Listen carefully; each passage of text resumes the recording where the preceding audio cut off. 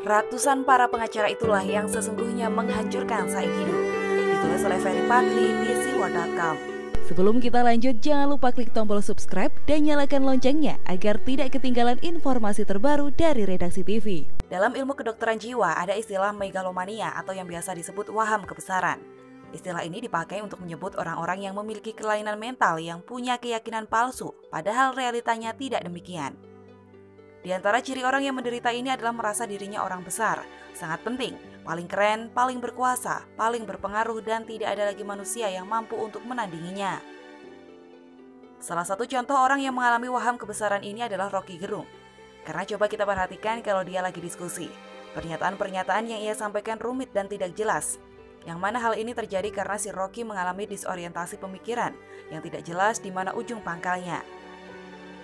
Bahkan tidak jarang kita lihat si narasumber langganan ILC tersebut ngomong tidak nyambung dengan lawan bicaranya. Hal ini terjadi karena ia mempunyai paham yang menurutnya benar, namun kenyataannya tidak demikian.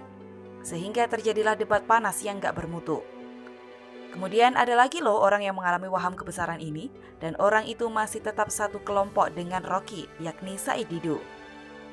Sebagaimana kita ketahui bahwa Said Didu ini beberapa waktu lalu menghina Menko Maritim Luhut Binsar Panjaitan. Kala itu dalam sebuah wawancara, tanpa tedeng aling-aling ia menuding kalau Luhut itu hanya memikirkan uang, uang, dan uang saja, tanpa mau peduli terhadap bangsa ini yang tengah dilanda wabah corona. Tidak pelak, Luhut pun yang merasa tidak demikian langsung beraksi terhadap serangan Didu tersebut. Hanya saja reaksi ex-komandan Detasmen 81 Anti-Teroris Kopassus itu tidak seperti Kim Jong-un yang langsung menembak mati para pengkritiknya. Luhut terbilang sangat soft dan cukup sopan untuk seorang ex-anggota militer, yakni ia hanya meminta si Didu yang telah mencemarkan nama baiknya tersebut minta maaf secara menyesali perbuatan tersebut, itu saja.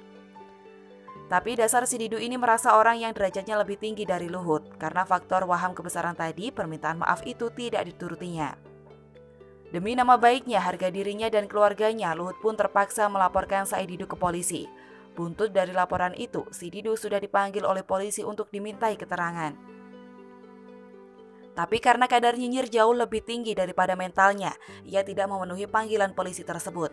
Dan polisi pun segera melayangkan panggilan kedua untuk Didu. Konon katanya ia akan memenuhi panggilan kali ini, yakni pada Senin 11 Mei 2020 ini. Karena malu dong kalau tidak datang lagi, sudah jelas-jelas pakai baju manusia merdeka, kok jadi pengecut gitu. Nah, ada hal unik dari perkembangan kasus si Didu ini, yakni ia dikawal oleh 250 pengacara yang diketuai oleh Letkom CPM P. Helvis. Kemudian anggotanya adalah mantan pengacara FPI, Munarman, dan pengacara yang gagal memenangkan Prabowo pada sengketa Pilpres di MK beberapa waktu yang lalu, yakni Bambang Wijoyanto, Denny Indrayana, dan Teguh Nasrullah.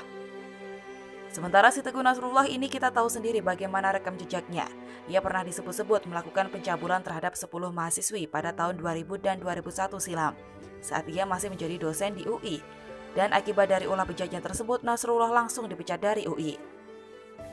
Selain itu nggak kebayang kalau Helvis harus bertemu dengan Luhut di persidangan nanti.